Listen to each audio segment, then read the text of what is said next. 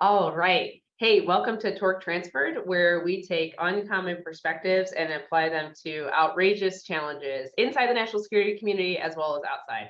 I'm so honored to have Sam Gray here today, who is the executive director of Silicon Valley Defense Group and also a venture partner at Franklin Templeton. Sam, it's so great to see you. Thanks for having me, Joy. Looking forward to the conversation. Yeah.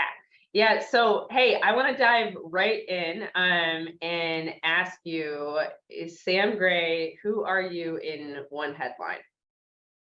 In one headline, I am a former moderately capable fighter pilot, a former China planner back before great power competition was cool. And then I'm attempting to be hopefully a much better investor and probably very good at convening groups of interesting people. I love it. I love it. That is awesome. What's one group of people that you were able to bring together recently that was really fun for you? Yeah, so I run the Silicon Valley Defense Group. We're founded as a 501c3 nonprofit to bring together all sides of the defense innovation economy. And what that means is there's sort of two traditional sides to this that a lot of us know. There's the industry side, and that's everything from the proverbial two folks in a garage all the way up to publicly traded, big tech, big defense, everybody in between on that spectrum. On the other side, you have national security. And that's everything from the operators, the people in the field using these technologies, using things that are coming off big production lines, up to political appointees in the Pentagon, sitting members of Congress, and folks in the White House, with sort of a bias towards the policymakers, people that are making the decisions that affect those people at the very end of the spectrum.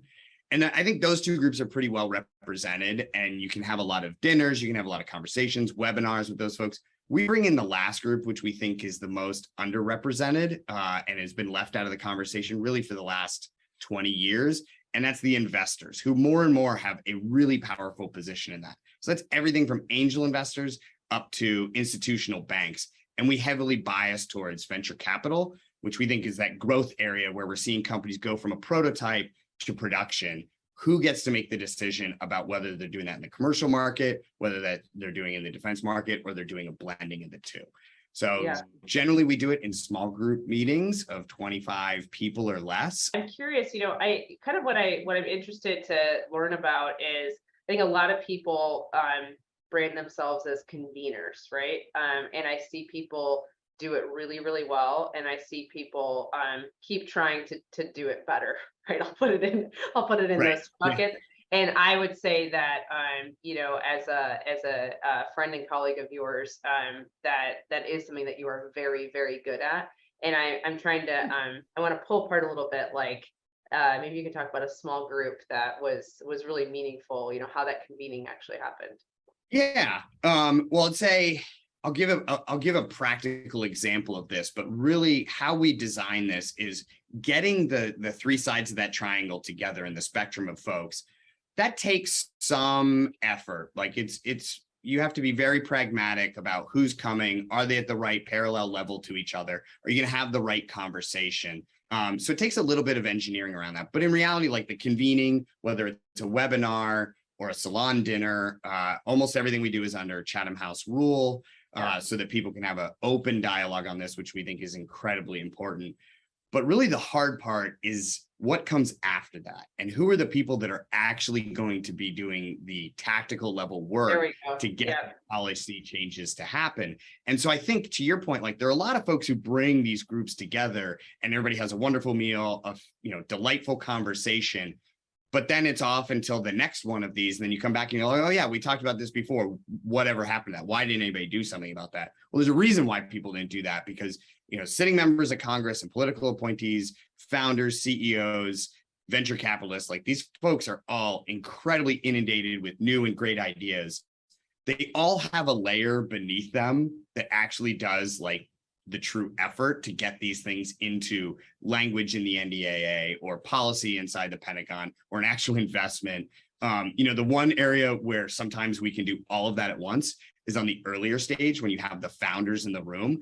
And why having those people there is so important is because this is existential to them and their company, right? Like you're talking about companies where 50 people or less, sometimes 10 people or less, and they're spending every minute of every day trying to build that company and turn it into something massive. So when you have that conversation with them, one, they're incredibly passionate about it, Yeah. but two, like they can do all of this at once, right? They're going to be the ones who take what you implement in that, or what you talk about in that dinner or that webinar, and they're going to go implement it like immediately. So having them there is critically important. And one example of this is we had a dinner, it was about a year ago now, as time flies. And it was one of our smaller events that we had. We actually had done a roundtable working group with one of the chairmen and his staff from one of the big four committees on defense. So that was a great event. I'd say, you know, if I had to give it a grade, it was about a B+, you know, like a solid double if you're using baseball. But that evening we had a social gathering still under Chatham House rule, where we brought together, we only had about 12 people in the room, a couple of staff members, myself from SVDG to sort of, define the conversation and nudge it in the right direction. But then we had 6 founders. And of those founders, we had 3 from defense focused firms or companies, and we had 3 from strictly commercial focused entities. And we had, 2 that were late stage, like unicorn status, several billion-dollar companies. We had 2 from mid-stage companies that were hitting growth, several hundred employees, had raised $50 to $100 million. And then we had 2 early stage folks. And out of that group, the early stage defense founder was certainly sort of the David to the Goliath in the room. But the founder of that, she was super passionate. She knew exactly what she needed. She had a clear ask. And when she brought that up, you could see the congressman sort of light up and say, okay, I need that. Immediately after that, his staff connected with her and they worked over the next several weeks. And what she talked about there verbatim made it into the NDAA. So, that was not, so SVDG basically was able to bring those folks together, pull the ripcord, and then just let these things happen. So that was for us one of the more exciting things to have happen, and to see how the personal investment of a founder can really overcome a lot of the other obstacles that are out there.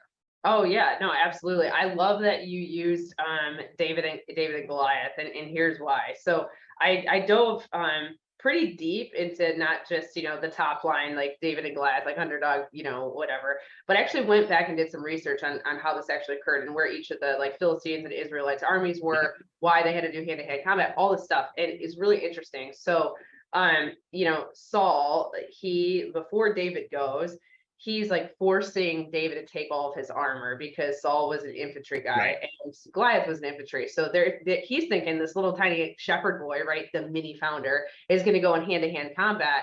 But David was a slinger, which is basically like throwing a speedball at somebody's face. Yep. And so Saul miscalculates, and I think that he's like begging David to take his armor. I think that's such an interesting and direct metaphor for where we mistake founders and war fighters in the field, where we assume, like, how often are we assuming that, hey, take my armor, do it my way, right? Just because this is my expertise and perspective. And so I love that you're intentional about bringing the early stage founders with a very different and unique perspective, into the fight, because I think it's really important. So that's cool. That's like one of my favorite metaphors of all time. So nice work there. Yeah, that's a great analogy. I'm 100% going to steal that. And I had forgotten. I've read Goliath. Is it Goliath? The Malcolm Gladwell book. Yeah, Gladwell does a really great job breaking it down. Yeah. Yeah, I read that years and years ago, but I think you're right. The armor that you're talking about, to take the analogy way too far, really is sort of like the traditional structure that, I worked as, I worked in acquisitions first in OSD, and then for Ellen Lord, working on an aerospace portfolio. And then later on for Hondo, when we were setting up Naval X to do more non-traditional stuff. And that was a great sort of effort to go from very traditional multi-billion-dollar, multi-year contracts, production lines, and then see what it's like to work with even growth stage companies. We have this expectation that you're going to put a lot of requirements on them, not big R requirements, but little r requirements of, compliance regulation, ITAR, CMMC, all these acronyms. We're going to dump all this stuff on a company that, unless they're 100% focused on DoD, like, they're not going to see the ROI on this. So they're just going to make a strategic decision that like, hey, this is going to cost us several years to actually get any type of investment back, any type of return on this. Yeah. And a lot of money, frankly, to meet all this. And that is the armor that we expect them to put on there when maybe that's not what they need. Now, the government has to be smart enough, the buyer needs to be smart enough to understand the pros and cons of that. There's certainly risk that's associated with it, but just dumping all of that on top of them, you don't get the outcome that you want. Yep. 100%. Oh, I love that. I love that we found that little angle. Yeah. Hey, so you and I were talking the other day, and you said something to me that actually I thought about in my 2 morning walks over the past couple days about this kind of lack of media presence as we used to have in terms of I don't want to use the word propaganda, because propaganda, people have a lot of big negative connotation with it, but actually, like, educating the general public of the national security space in military and security operations through film, arts, and entertainment. We have a lot of news, a lot of 140 character tweets, but that like traditional body of work is kind of missing over the last few years. And so I'm curious if you took the time, which I'm sure you have, to see the latest Top Gun. I have seen the latest Top Gun. I actually was able to go to the second showing worldwide, the premiere that came right after the premiere on North Island, with like 1,000, literally 1,000 sailors in the audience. A friend of mine is the XO of the base out there. We happen to be out running an SVDG event in San Diego. So we got to go. I actually got to take some folks that were new to defense. They're from commercial companies. I have to say, I absolutely love the movie. That's not super surprising. You can probably see over my shoulder some F-18s. Exactly. That was what I flew the bulk of my career, was flying F-18. So I thought the movie was fantastic. It is interesting, actually, a piece of that. I thought, there's a lot of discussion, to your point about the propaganda piece of it, about, Maverick had a Taiwan patch in the first movie and it was removed. And then it actually came back in the movie and was there for the final Top Gun 2. But in looking into that, if you go back, we all knew that the first movie was about the Soviets. But if you go back, they actually never say that those are, they do say the Russian MiG at some point, but they never actually show or talk about the enemy in both movies is sort of this ethereal, like, mystical, just sort of like out there thing. And I think that's interesting. What's interesting for me looking back on it is it was so abundantly clear in 1986 that this was the Soviet Union. Like, everybody knew, like, we had all seen Red Dawn and Rocky IV, and it was just like, if you had an enemy in the movie, like, this is who it was.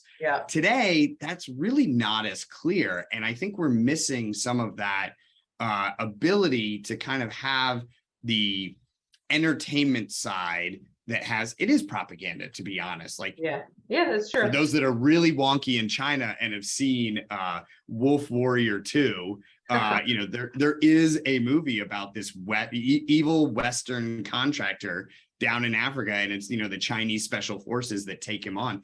And it's, the highest grossing, most successful domestic movie in Chinese history. It's even a term used for the really aggressive anti-Western politicians are called, wolf warrior diplomacy.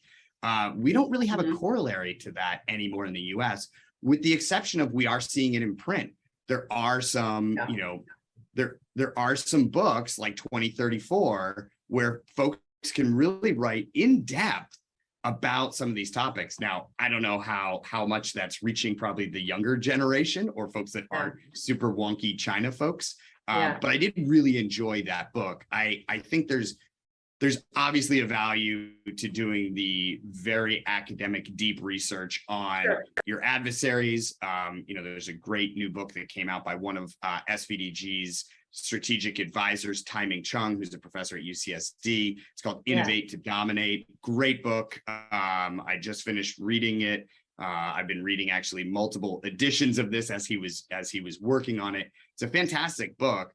but it's very different. Like that is academic as opposed to Yeah. 2034 is like a page turn. It's exciting, it's interesting. Yeah. And it allows you to do a little bit of the exploring the space of what's coming in the future. I think that's Yeah. really, really exciting. Yeah, no, absolutely. Do you know what, do you identify with a certain character in Top Gun if you had to pick? Oh, that's a great question. Hmm. Well, I'm 45, so I'm not quite Maverick's age in that. He looks Yeah. like he's about 10 years younger than me in that movie. So this is embarrassing to say, but my favorite character was Bob, the backseater, which is a single seat F-18 Yes. pilot, is really hard to say. Bob was a great character, just quiet. The Yeah. only problem was he failed miserably at his job in the end scene. So, Yeah, no, I love that. So so I know, you grew up in New England. I understand that you're the son of parents who their claim to fame was starting a hunting and fishing magazine. yeah. Talk to me about this a little bit. This gives a new side of Sam Gray. Yeah. So definitely peeling back the onion, sort of an unusual upbringing. I am third generation naval officer. My grandfather was a submariner in World War II and Korea. He did 20 years in the Navy and then did a term in government. And then my father did a very short term while he was in a master's program. I was going through his MBA. He joined the Navy. This was during Vietnam. He actually worked also on great power competition, on nuclear deterrence planning. So never did anything really focused on Vietnam. I had two uncles that were Marines in Vietnam, both very much forward, both got Purple Hearts. So they were, very much in the thick of it. But after that, my father and my mother started a hunting fishing magazine called Gray Sporting Journal together. So I grew up in this family, and both of them are writers. My father writes mainly essays. He was the editor of the magazine. And my mother ran the advertising side of it, which worked very well, sort of into what I'm doing now, an actual, P&L responsibility and charitable giving, which she did later in life. But the most interesting thing was she found a niche in this that their readers kept asking, like, what do you do with the fish and the wild game once you have it? This is 1970s, 1980s, and there weren't really anybody that were kind of showing how you could eat these delicious items once you have them. So my mother started a quarterly column that came in there she actually went and took some lessons in cooking from a French chef where we were living outside of Boston. And she started this whole section on fish and game cooking. That led to someone from a publishing house reaching out and saying, there's a niche for this. So her first book was on wild game and her second one was on fish. The fish became a New York Times bestseller, and she now has over a dozen cookbooks to her name. PJ O'Rourke, the Rolling Stone columnist, called her Martha Stewart with a shotgun, which I think I love it. her favorite quotes on the back of several of her books. So Yeah. So it's a pretty unusual upbringing for somebody to go into the Navy. Yeah. And remind me, what was your dad's track in the Navy? What was his expertise? So he was a line officer, but he mainly, oddly, in the late 60s, when he was going through Dartmouth, they had one of the first vacuum tube computers there, and he had taken a class in that. So when he showed up, and this is Vietnam, they're just kind of trying to parse everybody out. They saw that he had touched a computer in his life, which was extremely rare. So he ran one of the Navy's first computers out of Norfolk, Virginia. Wow. Punch cards, vacuum tubes. So it was really an intelligence role, but he was a line officer.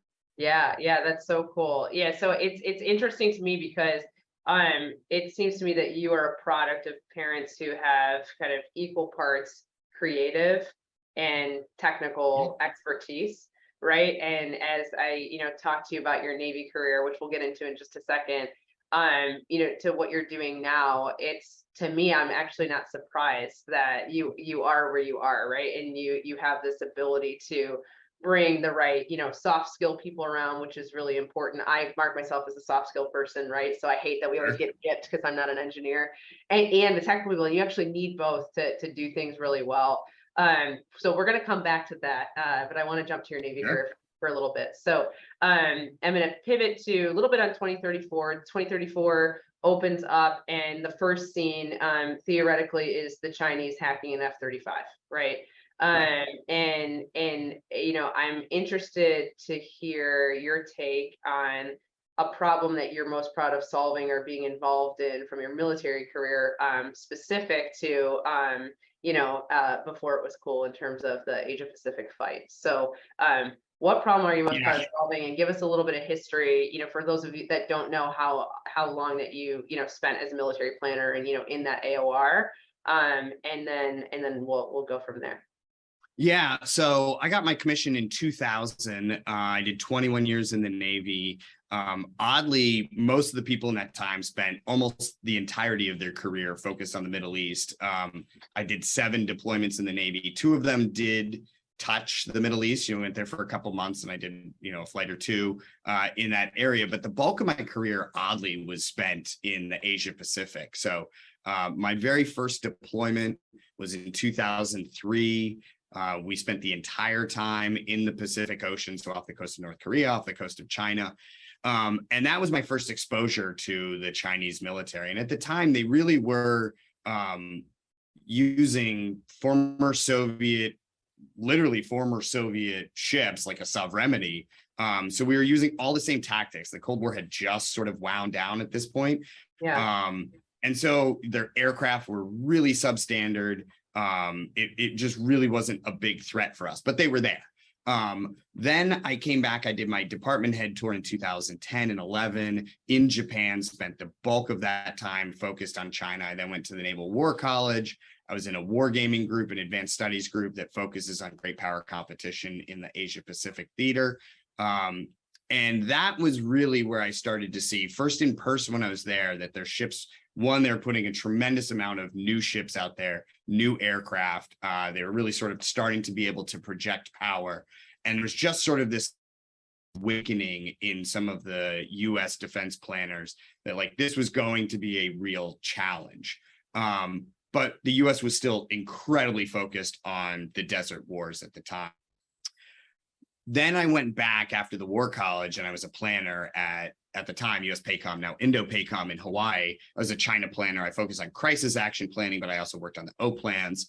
And that was a real time of shifting focus for the Chinese and our awareness of what they were doing. So they no longer were going sort of head to head, let's build an aircraft carrier, let's build more destroyers, submarines, aircraft. They were still doing that, but we started seeing them start to kind of identify seams of what they could do that we really didn't have a direct answer for. Sure. And as a planner, it was, I mean, I hate to use this term, but it was exciting. It was certainly challenging of what are they going to do next?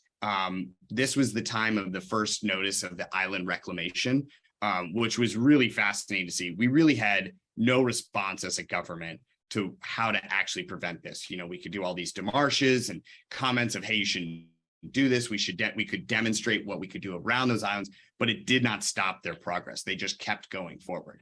I then did my command tour in Japan, so spent the entirety of that time focused on China and a little bit of North Korea because they were doing some saber rattling at the time. But really, more and more, the forward deployed naval forces, the efforts of the Pacific, this was the proverbial pivot to Asia, where you saw more resources going there. It was really fascinating to see how long it took the US to respond to this. And frankly, at this point, I don't think we've even truly identified all the seams that they're targeting. But this really helped me when then I came to DC and started working acquisitions of understanding you still have to do the great power competition. You still need ballistic missile submarines, aircraft carriers, long range bombers, like all of these things matter in the spectrum of conflict.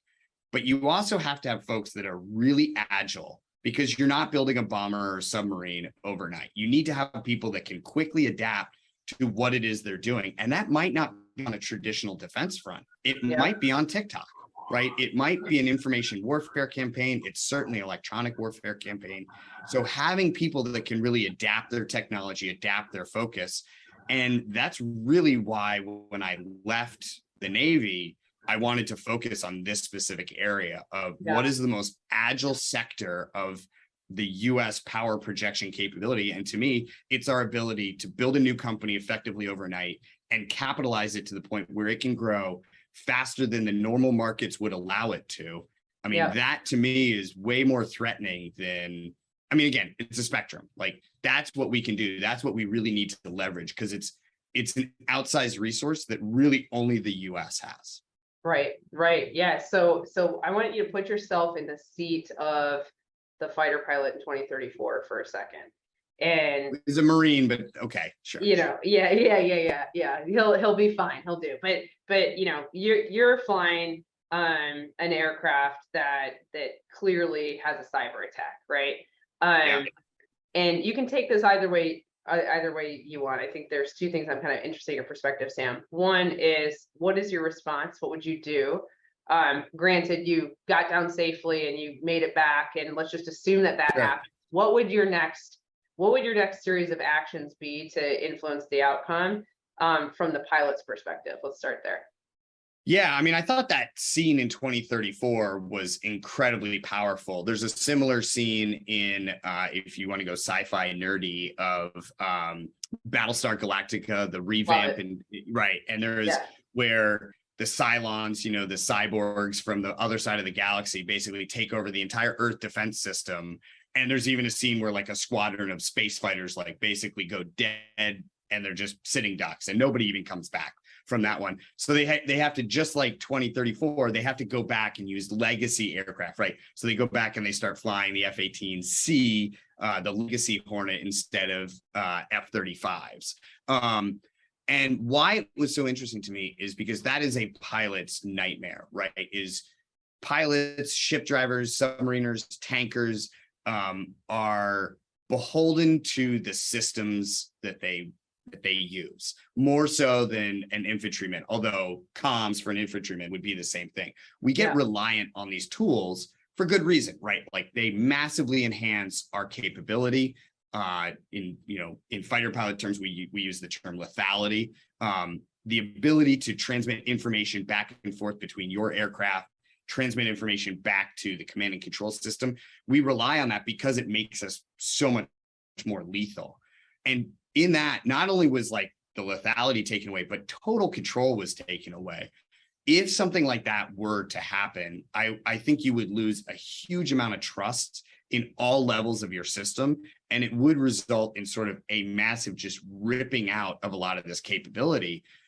In the books and the movie, and Battlestar Galactica, like the humans rapidly adapt to this and just go back to the old ways. But I think in reality, this would be much more catastrophic as far as like, you only have a limited amount of time to train and be ready to go do these.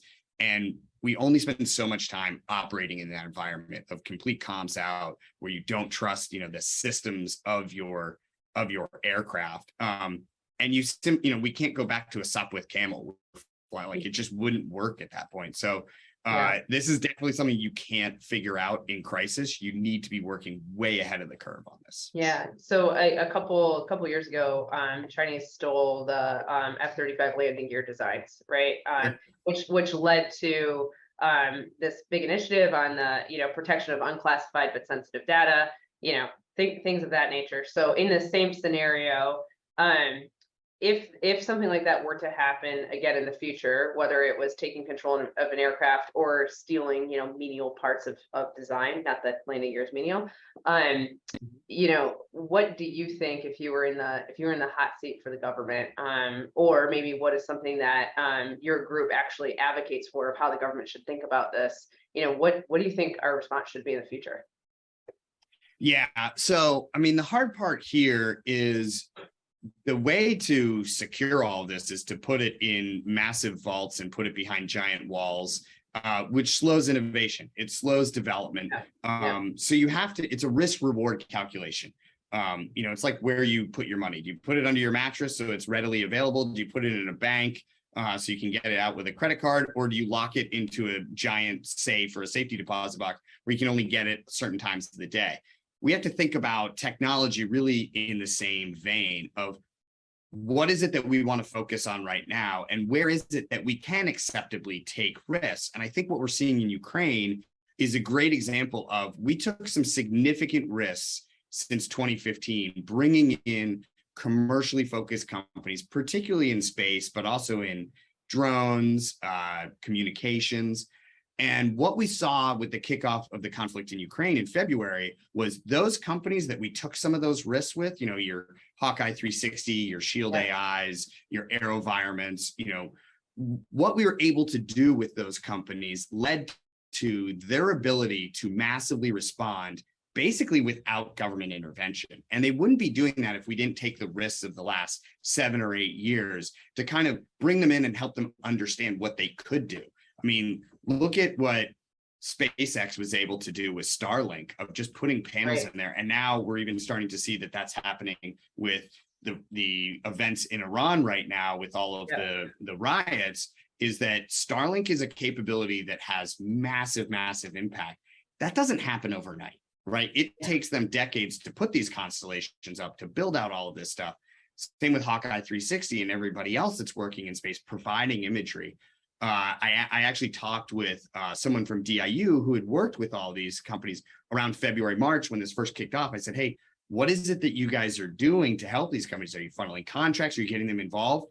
And his answer was pretty telling. He said, absolutely not. Like, we've been doing that for 7 years. Now we're getting out of the way and letting them do what they do best, which is moving stuff forward. Now, there might be a slight nudge here or there, some help. But the reality is, again, you can't surge that type of effort. That has to be things that have been done for years in advance. Yeah. No, I love that. So rounding out this conversation, I'm curious from your perspective how your group specifically is getting the next generation leaders involved. And I'm defining next generation like a little bit older, actually. I'm saying like it's us, right? It's the early to mid 30s to early to mid 40s. It's that group that's going to be in very senior positions pretty soon. If you could challenge, our peers, what would you like to see from us, and not only like in the immediate, but how we can build the people up behind us on this global stage? Yeah, so I'll tack it from two sides. I think what we're really asking is more of like going into government and the direct action. But I think there's two parts to this as well, because there's also a heavy focus that SVDG has on bringing in commercially focused high growth companies that have a technology that could be used for national security, but they haven't built out that vertical. And in talking to a lot of these companies, it's pretty clear why. The DoD is a black box. Unless you have somebody that spent years, sometimes decades, really unpacking the defense acquisition system, it just seems impenetrable.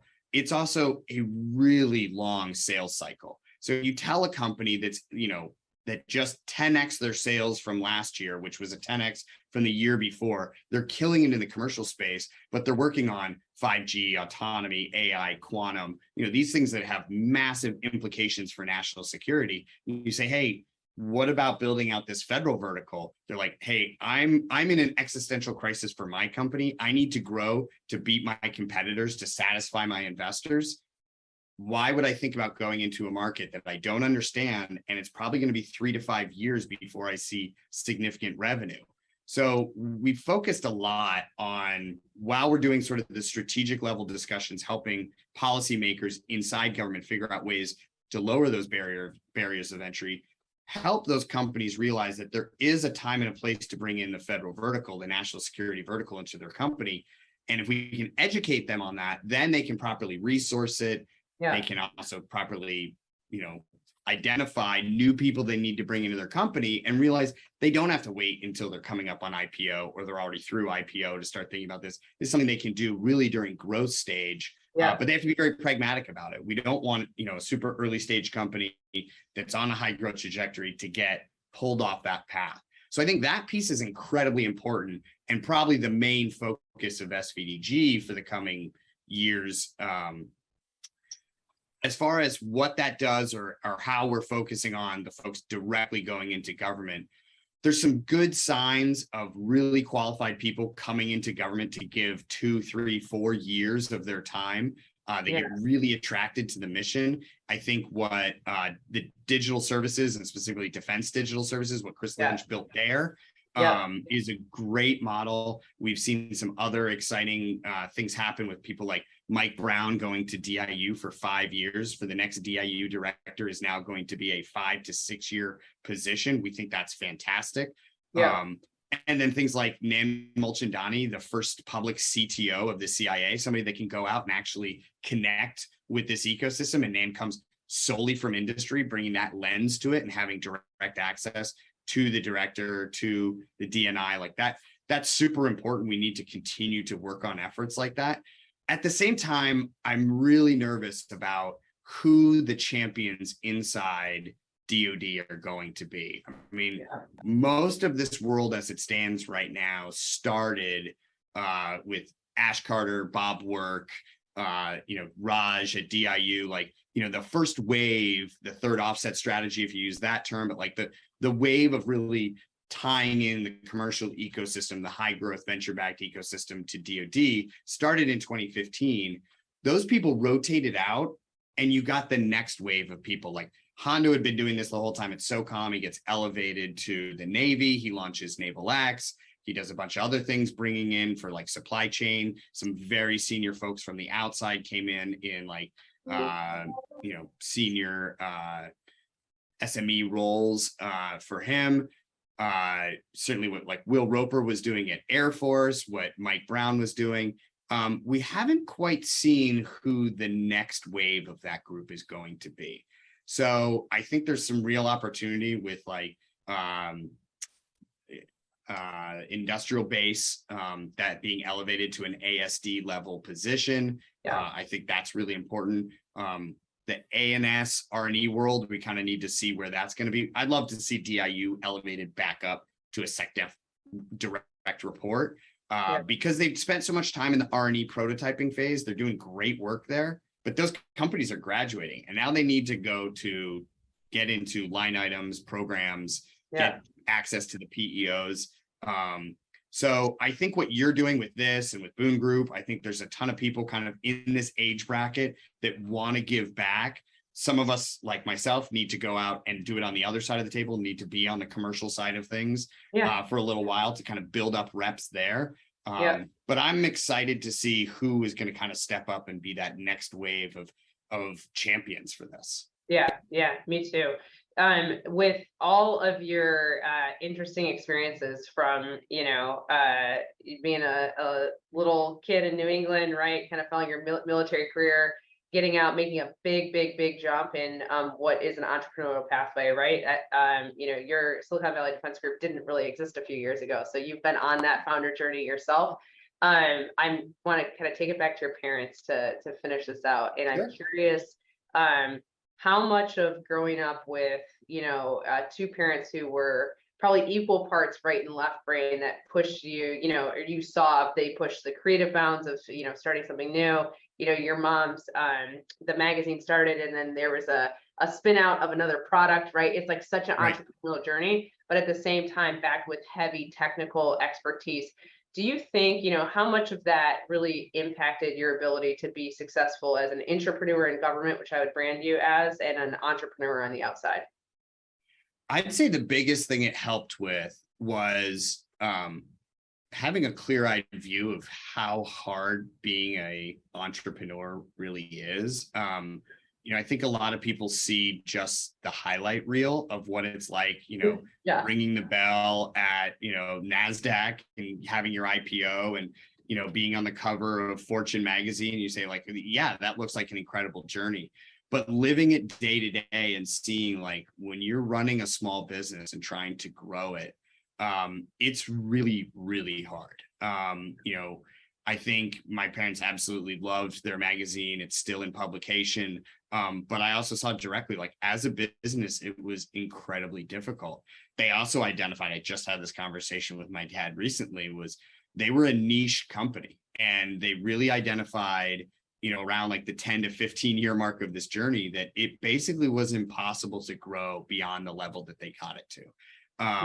And I think that's something that what I saw, particularly my time at Naval X, was a lack of understanding on the DoD side between the difference of a small business and a startup, and understanding which one of those you're aspiring to be. there are wonderful small businesses that do incredible work for national security, and they have no intent and probably no capability to massively scale to thousands of employees to full production lines.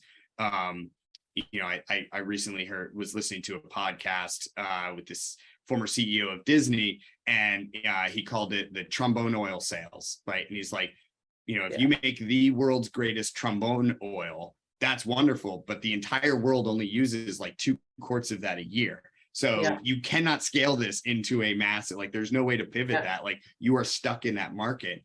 And this is where SVDG comes in, and why I really wanted to do something where I had true ownership of the fundraising, the P&L for it, how big we make the company, identifying where this could go, is that's a really tough journey. And what I saw at NavalX is the companies that are on this high growth trajectory, there's really nobody that's focused on capturing this yet. AFWERX has done a good job of sort of adapting their model. They need to work on the next stage of that in the pathway. I'm excited to see like what's coming out of Congress, particularly the House, with what was the Warfighter Innovation Fund, now AppFit, focused on $10 to $50 million checks. That's an incredible effort. And then the Office of Strategic Capital coming out of the SecDef's office, really focused on what are these things that can help scale those companies? Because the reality is, while we call them small businesses, the venture-backed high growth companies want to stay a small business for as short a period of time as possible. So it really helped to see and have the empathy to understand how difficult that struggle is when, one of the first things I had to do at SVDG was start raising sponsorship. And I went from, managing a $28 billion a year portfolio for Ellen Lord, which really wasn't real money, right? It's like the numbers just get so large, you don't even really think about them the same way, to SVDG, where like every $10,000 check made a massive impact on what SVDG could do. We could hold another event. We could hire a full-time staff if we raised enough money. It's just different how those things hit you. And I think empathy and understanding of how hard that world is, you just have to live it almost every day. Yeah, I love that. Hey, how do we get involved and support Silicon Valley Defense Group, and how do we get involved to follow up and stay tuned to what you're doing? Yeah, absolutely. So we do have a website. You can just Google svdg.com or SVDG and it'll come up on Google. We're .org. So go in there, on there at the very bottom, you can put in your email address, and then you'll get our updates when we do things. We have a range of events of what we do. We do some things very public. You do have to register, but those would be like our webinars. In the DC area, we do some happy hours where we invite folks that are close to us that are kind of forwarding our mission. And then, full sponsorship. We've got 22 sponsors. You can see almost all of them on our website. We have a spectrum from publicly traded defense and tech all the way down to some Series A companies that are hyper-focused on the defense market, a bunch of people in between, some finance groups. So if you're interested in getting to that level, please just reach out to me. You can reach out through the website. There's a hello at siliconvalleydefense.org. And we continue to grow this program. We currently do events in DC, Silicon Valley, San Diego, Boston, Austin. We did our first international event earlier this year in London. We're going to do another one actually next week. And so which probably will be after this comes out, but we're going to continue to do that. We think the allied relationship, particularly AUKUS pipeline, is incredibly important. So please reach out. We'd love to talk. Love it. Sam, thank you so much for your time. It was great to have you today. Awesome. Thanks, Joy. I really appreciate it.